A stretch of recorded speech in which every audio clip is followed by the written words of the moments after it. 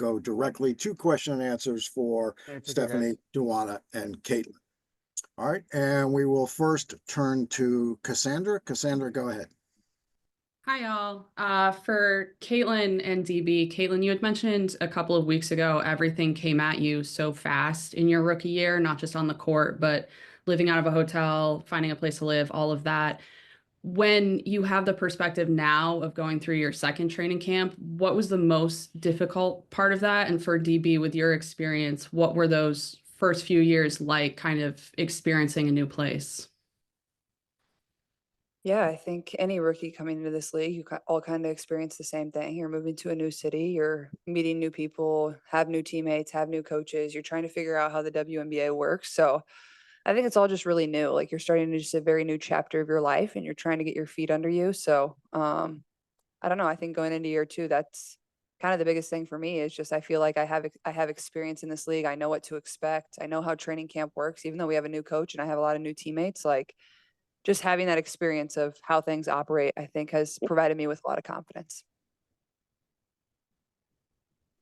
I think just for me personally, I came from the South, like college in Auburn, and then I had to go all the way out to Phoenix. So that was a little different, a little scary. That was the first time that I, left home. But thank goodness I had a couple of vets at the time and kind of guided me through it. But it's always scary, but just getting to know the place, getting to know your teammates, the coaches, and everything like that kind of helps you navigate. So definitely scary, but I think it's a lot of fun because you meet new people and it kind of forces you out of your comfort zone a little bit. Thank you. All right, thank you. We'll turn next to Jonathan. Jonathan, go ahead. Thank you, Ron. Hi, everybody. This is Jonathan Tannenwald of the Philadelphia Inquirer.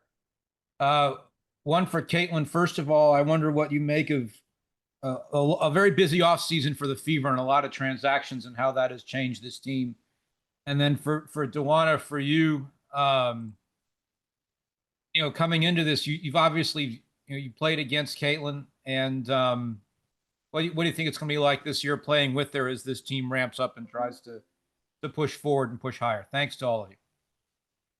Yeah, I think Amber and Kelly did a really great job of constructing this team. And I think the main thing we were lacking last year was experience and, adding really great vets like DB and Sid and Tosh and putting that experience around us of not just being in this league, but also winning. They have the championship pedigree about them. And I think having their voices in our locker room on the court every single day is what's going to really help us. So yeah, I mean, you got to give credit to Kelly and Amber and obviously Coach White, but now it's up to us to be able to put that all together. And I think everybody's been doing a great job. So it's been a lot of fun so far.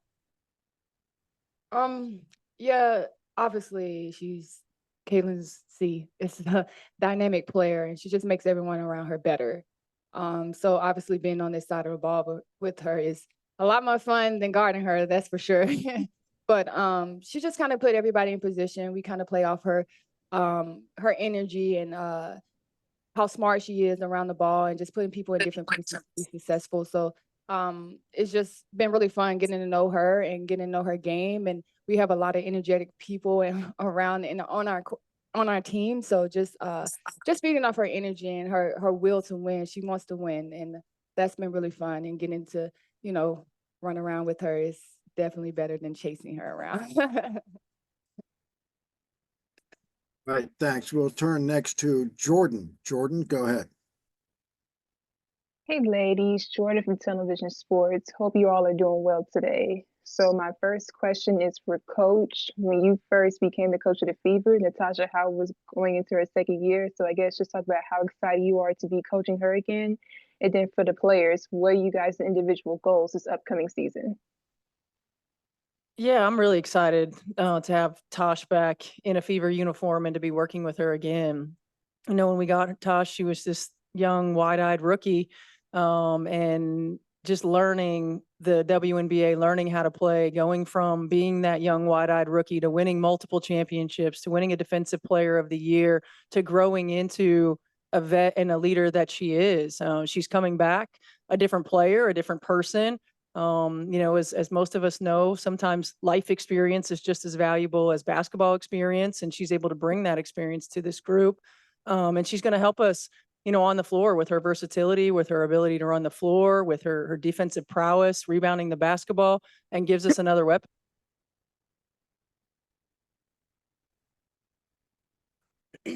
And do you want to, I believe you got a question for players as well?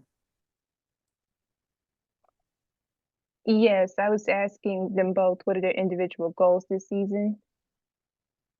I think for myself going into year two, I think just being a good leader. I think that's, when you're the point guard, you got to be the strongest voice on the floor. So I think at times that's where I struggled last year, just coming in as a rookie. Like you don't know when to use your voice, you don't know when to listen to your vets, you don't know the best way to handle a lot of those situations. So I think just learning and growing through that, I think just being a really good leader is my main goal. And obviously I want to play good basketball, but I think winning is the most fun part of this game that we get to play. So that's what it is for me. Second that. Yeah, kind of the same, just to win. Obviously I'm like a lead by example type of player, so just continue to do that.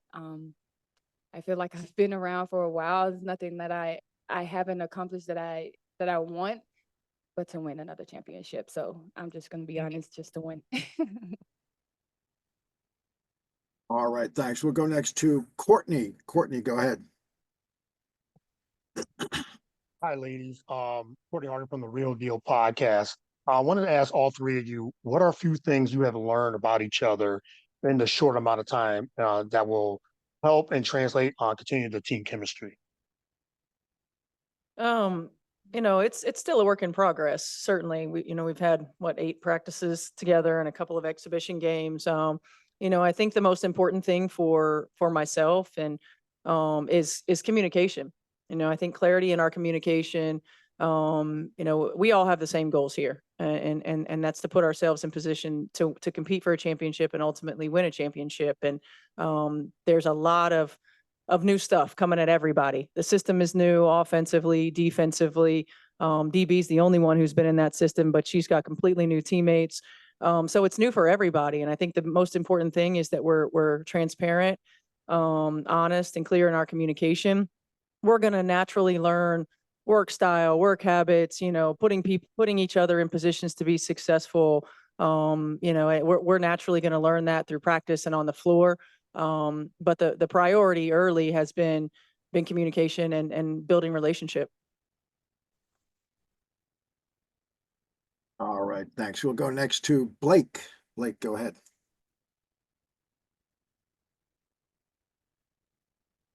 Hey ladies, this is Blake Spadero from Blake's Take and W Swish. Go ahead, Blake. Can you hear me? Yes, go ahead. This is Blake Spadero from Blake's Take and W Swish. What's the culture like on the team this year, and how is it different from last year? This is for Caitlin, and this is for Caitlin. Well, I think first off, you can't compare the two. It's two completely different teams. Every team's going to find their own identity. And bringing in a lot of new players, a new coach, you're just trying to figure it out. And I think this kind of goes back to Steph's last question is you got to build relationships with your teammates and your coaches. You got to know how to approach them, how to communicate with them, what's going to work for them on the court, what's not going to work for them on the court. So I think we're building our culture. But I think the one common thing in our locker room is everybody's selfless. Everybody wants to win and they're excited to be here. Obviously we haven't really been in the complete, heat of battle yet. And those are the times that you really got to stick together. But I think, you just navigate that. But so far, I think everybody has been very selfless and, we all have the same goal that we want to achieve. But I think it just goes to building relationships with your teammates and being very intentional about that. Thank you, Caitlin.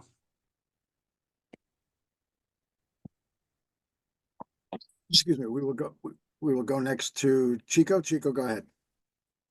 Hey, this is Chico Noshun from The Score in Toronto. My question is for Steph. You coached against Caitlin in her very first game last year, as well as the final game of her rookie season. The growth she showed during that 4-month span, what kind of impression did that leave on you? And as you entered your own free agency and were looking for your next head coaching stop, does that kind of factor in your decision when you made that decision to rejoin the Fever? Yeah, I mean, certainly, I think, You know, if you think back to the beginning of last season, there was a lot thrown at Caitlin from day one. New league, new players, everybody's bigger, faster, stronger, new coverages, different kind of depth. And you know, for us as opponents, making everything as difficult as possible for her and on her and trying to wear her down. You know, when you're playing against great players, you're not going to stop them, right? You just have to try to make life as difficult as possible and try to get them to take shots that you want them to take. And so as Caitlin got better, obviously we had to change our strategy and how we defended her. As the team started to get better, you know, I remember I think we played them 3 times in the first 2 weeks of the season. And, you know, after game 3, it's like everybody just needs to relax. Like they just need some time. They're young, like chill out, let them be, let them grow. Right. And they did. And she did. She's an incredibly hard worker. She's a high IQ player. She's a perfectionist. Like she wants to get better. She lives in the gym. And so you knew that growth was going to take place. And having the opportunity to watch her on a daily basis and how she approaches the work. Like there are work ethics and there are work styles, right? And a work style of not wasting reps, of not wasting time, of being very intentional about a growth process, and very intentional about details. And so you can tell that in the results that she's had throughout her career, but to really see that on a daily basis has been impressive. And of course, it's you want to work with players like that, right? Like part of coaching and part of filling your cup in coaching is not just working with great players and working with great people, but it's how they go to work and how they show up. Like watching them work every day. These guys, this is a competitive group. This is a selfless group. This is a high energy group that fills our cup every day. And so when you get into those moments where it's really difficult, right, when it's a struggle, because it always is, it's a journey, knowing that you get to go to work with a group of women who are not just great at what they do, who are not just great human beings, but because of how they approach the everyday, they fill you up. I mean, it's just, there's, and, you know, they've been on a lot of different teams. I've been around a lot of different teams, and there's just no greater compliment than to walk into work every day knowing that you're getting your cup filled. Thank you. All right, thanks. We'll go next to Sarah. Sarah, go ahead. Hi, ladies. Thanks for the time. Sarah Germano with the information. At the WNBA draft press conference last month, Commissioner Kathy Engelbert mentioned one of her priorities, the league's priorities for the year, is better tackling hate speech on social media and abuse that athletes get on social media. So to Caitlin and to DB, just wondering from both of you, if you have individual approaches to tackling that, and what, if anything, you would like to see the league or the social media platforms do to address this issue.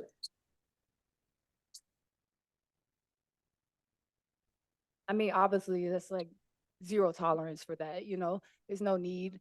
I think people sometimes fail to realize that we have a life outside of basketball, and we are human. So be fans, first of all. You know, that's what we're here to put on the show for you to enjoy. And we enjoy. This is what we love to do. So don't make it, you know, about that. Don't make it miserable for us to play that. Don't make it to where we're dreading to go out there and put on the best show for you. So it's something that I think our organization, our team, and our locker room stick together and, you know, stand up for. And we're going to continue to do that. And yeah, like we enjoy this game. So we want to keep it that way. And I feel like we're going to continue to speak up on that. Yeah, I think exactly what DB said. I appreciate Kathy and the league doing that. I think also our organization has done a tremendous job of getting out in front of those things too. Coach White has done a tremendous job. So I think keeping our locker room tight, but like DB said, there's no tolerance for that.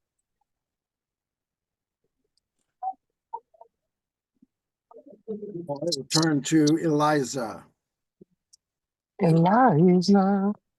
Hi, this is Eliza from the fashion publication Who What Wear.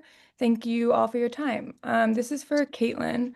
Last year, you were the first basketball player ever to be dressed by Prada at the draft and continue to really elevate your style in the tunnel throughout your rookie season. What have you learned about your personal style by working with Prada regularly, as well as your stylist that you're taking on for your sophomore season? I didn't know we were answering fashion questions today. I wasn't ready for all this. Ah, honestly, I think, well, Prada has become my favorite brand. Everybody knows that. I don't know. Honestly, I just kind of wear whatever my stylist tells me to. It makes it easy. It makes it easy to show up for games. But honestly, I think just finding what you're comfortable in and what you enjoy wearing, it makes game days fun. It doesn't have to always be stressful. I think at times it is stressful, but I think that's like a fun part of it. It's become more and more popular, but yeah, I'm sure you'll see me in Prada maybe a few more times. We'll have to wait and see, but a good question. Excited for that. Thank you so much. No problem. Thank you. All right, guys, we do have to cut this. I'm sorry, I do have time for one more. We're going to go Hey, Brad. to Navsarat, if you would, please. Thanks. Sirat Zohi at The Ringer. Hey guys, I had a question for all of you if there's time. You guys have talked a lot about managing pressure, but it also feels like something that you guys have embraced. And I'm curious if you guys have talked about or think about just using pressure as a tool to your advantage. I don't know where the pressure come from because we haven't proved anything yet. I think people just, media kind of run with it, honestly, and kind of create the pressure. But for us, I don't feel like we are the hunted. We are the huntee kind of mentality because, yeah, roster can look really good on paper, but it's going to be the work that we put in, and we know that. So I don't really think that this team has pressure. We're just trying to figure out how we can put it all together to be successful, just like every other team in this league. But maybe Kaylee have something different. There's always expectations and, pressure to perform. And at the end of the day, like, we play basketball because we love it, and we've done it all our life. And I think just reminding ourselves of that, we understand the spotlight. We understand, people expect this team to win, and that's exactly what we want to do for our fans and for this organization. But I think me personally, like, I wouldn't want it any other way. Like, we get to show up every single night and there's people cheering for us, and you get to play the game you love. So if there is that pressure, you do feel that pressure, I think that's just something you embrace. Like, that's always what I've tried to remind myself over the course of my career is, you just rise to the occasion because you wouldn't want it any other way. I mean, I agree. I think pressure's a privilege. The reason that we all started in this game was because we love it. We enjoy it. But we're hungry to be our best as individuals, and we're hungry to be our best as a team. So I don't think there's any one person entity that can put more pressure on us than we put on ourselves to be that. But there's also, to DB's point, like, we haven't done anything. We haven't won anything. We haven't accomplished anything. And so for us and for our coaches, our ability to make sure that we understand, what happens outside this building, what happens outside the locker room, we can't control that, right? We control what's inside our locker room. We control what's inside our building, what's inside our practices. And every day that is a hunger and a drive and a competitive spirit to be better. We know that we're not going to be a championship contender in May. We have to take it one step at a time. We have to stack our days. We have to continue to hold ourselves and each other accountable. We've got to continue to be selfless. We've got to continue to build. And this team is hungry. But so many things have to fall in line, right? And so we're just going to put one foot in front of the other, and we're just going to continue to get better. And we're going to continue to focus on us and the things that we can control. Thanks.